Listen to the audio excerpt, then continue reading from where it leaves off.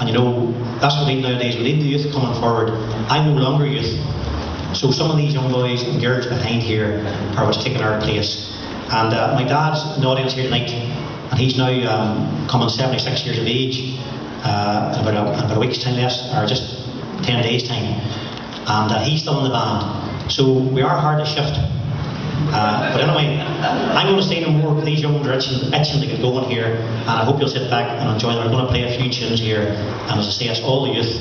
And I'd like to give them a good round of applause whenever the curtains roll back. And I'm just sort of eyeing up for this split in the curtain. Okay, thanks very much.